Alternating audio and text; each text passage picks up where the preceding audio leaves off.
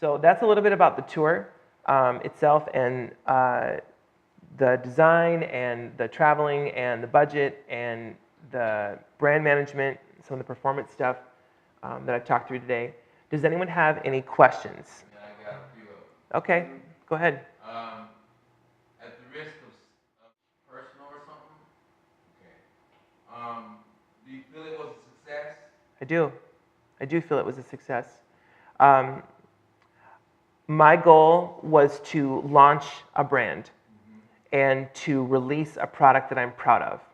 That was my goal, Okay. and I did that. Did I have as many people at some of my performances that I wanted? No, but I'm not judging my success on this based on how many butts were in the seats. Because at the end of the day, every person who knew me knew that I was doing this, and that was what was important.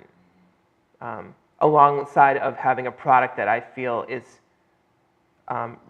respectable and that I'm proud to hang on to for years, rather than like, oh, that was that thing that I did, and like I'm not going to talk about it ever again. I don't want to show it to anybody because it's not really all that good. Like I don't feel that way about this product. I feel good about it. First product? This is my first solo album that I've done by myself.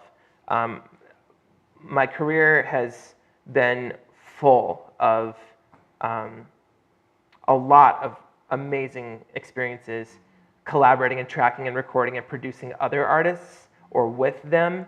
But this is my first solo project that I've ever done full length. So, yes, sir. How'd you go about booking places? Yep. So what I did is I made a spreadsheet with different categories of names and places and contact information and possible cost. And then I researched the area to make sure that and again, I'm from Minneapolis, like I knew a lot of the places around, like it wasn't like it was a big secret to me. But I researched the area to make sure that I hadn't missed anything. And then I went through my Facebook friends and I identified who were the people in my list that were from Minneapolis, that had some kind of a church or a house or a venue or had a connection to something that I knew that I could ask a favor from. And so that's how I booked it, was I reached out to people. And with house shows, that was a little tricky because most people that are older than I am, that have the kind of house that you want to go to, for a gig, like are very foreign to what a house concert is. Like they don't know. House shows aren't new. They've been around a long time, but I feel like there's a resurgence right now of it. Yeah, that's happening. And I mean, when you think about the season of Christmas, who doesn't want to have a Christmas party? You know what I mean? And who doesn't want to have live music at a Christmas party? I mean, a lot of people want to have that. But do people have the kind of house that are going to accommodate that? That's another matter. And so there were people that I went through my Facebook list and like, these are great friends, but I know that they live in like a 2-bedroom house and it's probably not going to work, kind of a thing. But I've got this other friend, or I've got my brother, and I know his sister-in-law has a mansion on Medicine Lake, and so maybe she's a good person to reach out to, to talk with, and she was very open to doing that. So I did a little bit of research as far as region and venues and also friends, and discerned who I could ask and talk to that had the connection, or either the connection to a venue or had a place that I could go to myself. So I had to do a little bit of like education in that process as well, as far as like giving my hosts for the house shows. I had to give them kind of like a show outline and what that looked like, and then ask them how they wanted to customize it. I had these little like caroling books that had Christmas carols in them, so I handed them out and we would sing at the house shows. And so I forwarded like a list of all the songs that were in that little book to see if like they had any special requests, which of course no one did. They're like, just do it, it's fine, whatever you want to do. But I offered an outline of the show, of what a house show could look like, and also a list of Christmas songs that people could sing together to the host to let them kind of decide what they wanted to do. So that's how I went about the booking side of it. Yes? Why did you choose a seasonal project? I chose a seasonal project because I wanted to, number one. I love Christmas. I don't love Christmas just because of the music. I love Christmas because it's a season of the year that no matter who you are, you celebrate something. Whatever it is, people celebrate something. And I love that. I love that it's a time of year that people come together and they don't even know why. For those who might not be following Christ, but for those who do, it's a time to celebrate the birth of Jesus. And so I love that dynamic of the time of year. I love that it's an opportunity to be more forward about proclaiming Christocentric ideology and value, because even people who don't follow Christ are kind of more open to it at that time of the year than any other time. And so that's a big reason why I chose to do a Christmas project, was because of that. I do love the music, but I have never been the kind of person that enjoys listening to Christmas music in the summer. Like, that's not me. That's my wife, but that's not me. And that's kind of why I asked.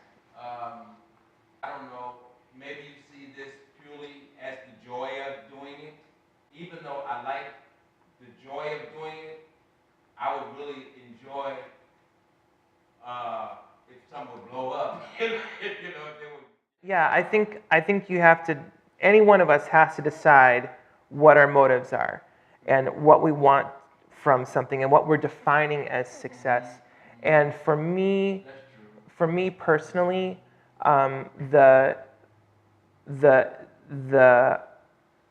artist side of Curtis is one small triangle in the overall circle. Like, it's, you and I were talking about this at Christmas last year. Like, sure, I like to perform and I love to be on stage and I love to do music, and if that was an ongoing traveling thing that I was doing that exclusively, that would be cool, but I don't know that that's the whole of who I am. And I feel very fulfilled in being an educator, in being a pastor, in being a musician, in being a worship leader. Like, those are all things that really do fulfill me. So it's not that I feel less than someone else by not trying to pursue what the industry has suggested is success. Like, that's what was a motivation for me. So, like, in terms of like doing a holiday project, there were people who were very critical, honestly, with me early on in terms of choosing to do a holiday project, because they were looking at it in terms of quote unquote industry success. Like, well, you're never going to gain followers that way. And I'm like, I don't really care about that. Like, I mean, I do want to have a following, and that is important, but it's not what I'm trying to hang my hat on right now. I also am not 20. And I'm not trying to pretend like I am, and I'm not trying to live some kind of false reality that I'm gonna be the next Israel Houghton. Like, that's not gonna happen for me. Like, and I'm secure in that. Whereas I think people who are really driven by the dream of what the industry has suggested as success get caught in that. And I have found more people that don't have that kind of success fall deep into depression because they're not being fulfilled in what is being marketed to us as artists that is success, and I don't buy that. That's just me personally. So choosing to do a holiday project, quite frankly, was more about the joy of doing it and having a season of time and a season of music that I knew people would be more open to hearing music that is centered on Christ, even if it came in the form of Give Love on Christmas Day by the Jackson 5. You know what I'm saying? Sure. What's up? That being said, Yes. do you in the future plan to pursue a project that isn't holiday related? Yes. The short answer is yes. The longer answer is at some point I see myself doing a full worship project. At some point I see myself doing a full project that is just of original songs that I've written. But I knew that releasing an album of exclusively solo music that was original that no one knew would be a bad move on my part for a first project, because people need to get familiar with who you are through music that they already know. You know what I'm saying?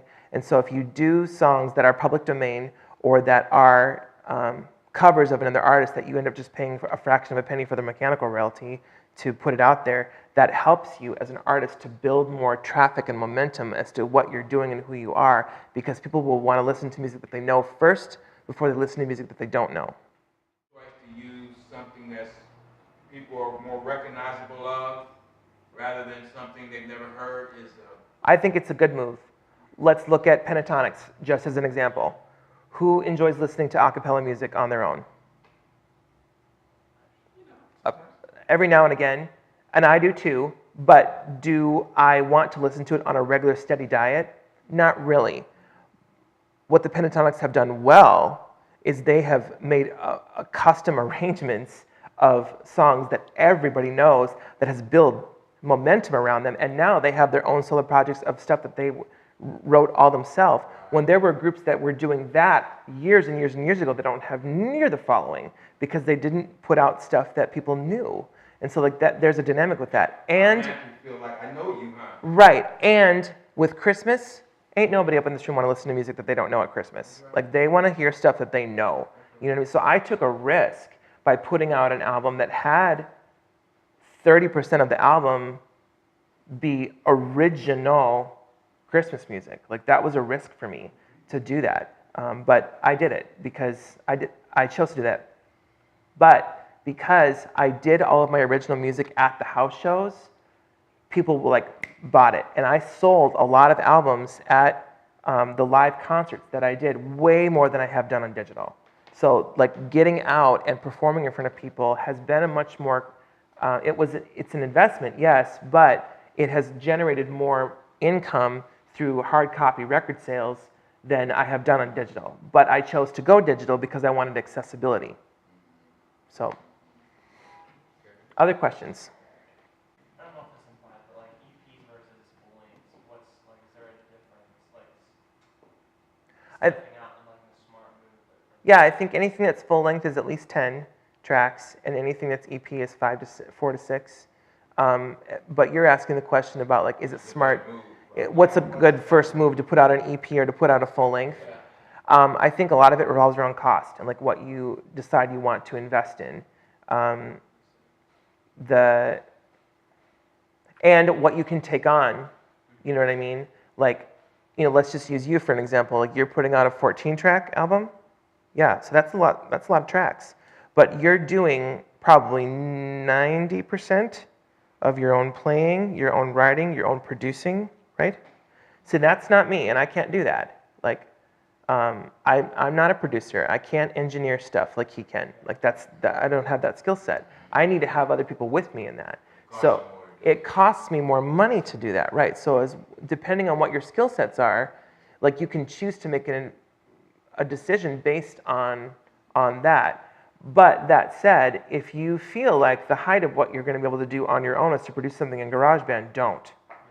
Like, don't try and do that on your own. Like, just because you have GarageBand on your MacBook does not make you a producer. Okay? And all the production majors in here said? Amen. Thank you. Now, Logic, that's a different story. Well, let's talk about that. I have Logic on my computer. Do I produce? It's of the ear. I can tell you what sounds good. Yeah. But do I know how to manipulate Logic well enough to make it sound good? Depends on who you are. And I don't. Do you see what I'm saying? So just because you have the tools at your disposal doesn't make you a producer, okay? And then also back to the familiarity kind of thing. Yep. With doing the covers and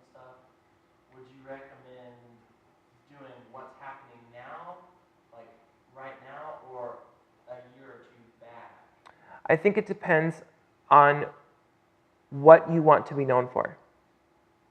Who are you? Like, that has to be your question. Who are you as an artist? I don't know that I can answer that question for you for myself. That's something you have to think about. You know, like, what are you trying to release? What are you trying to promote as your brand? What do you want to be known for? So in terms of, and who's your audience, you know? Because if your audience is, I'm just going to make this up really crazy. Like, if your audience is your moms and their friends, is the best choice doing covers of Justin Bieber right now? No, it's not.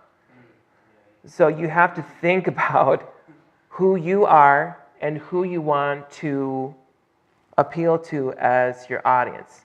Now, I would offer that sometimes who you think you want your audience to be might not actually be your audience. How do you determine who your audience is?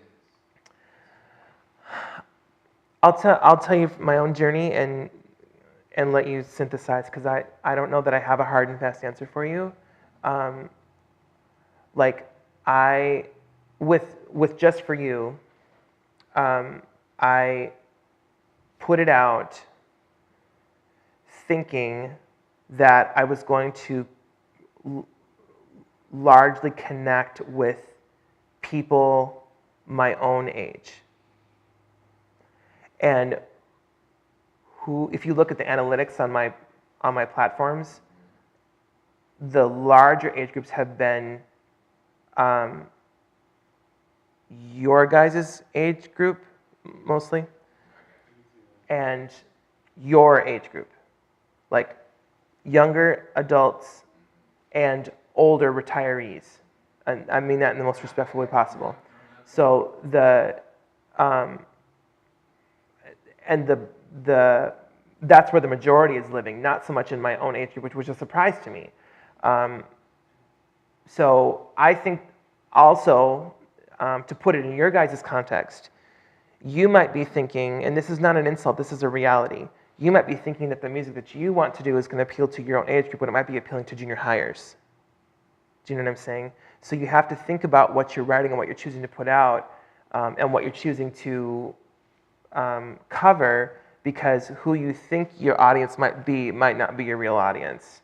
But how do you get there? I think you have to start experimenting and put it out and seeing what it is that people are gravitating towards. But if you don't love it, no one else will. You have to be comfortable with who you are, where you feel like you're going, what you want to be known for, and own that. And your audience will come. You know, you can't just choose songs for your audience, but you have to keep your audience in mind. It's a balance. Does that make sense? So to kind of sum that up, you have to know who you are, where you're going. You have to love what you do and make choices based on what you're willing to commit yourself to in terms of time and also money, and what you can tangibly do. So I guess that's how you choose your audience, then. Just be true to yourself. I want to say yes to that. And I also want to say that I think that we, as artists and producers, can get caught up in ourselves so much that we wall off other people. And because we end up, and I tell this, the songs, we talk about this all the time, like, who are you writing for? Are you writing for yourself? That's one of your first questions.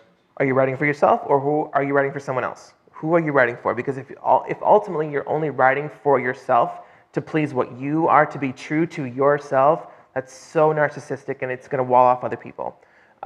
So you have to find balance. I guess when I say be true to yourself, is be true to what you really like. That I would agree with wholeheartedly. You have to be true to yourself in what you can do well, and what people want to hear from you. Just because I could rhythmically spit out like a hip hop thing doesn't mean that I should, you know? Not the best fit for Next project. Right. Right. Can I can I throw my voice and do a screamer rock thing? I can. Oh, yeah.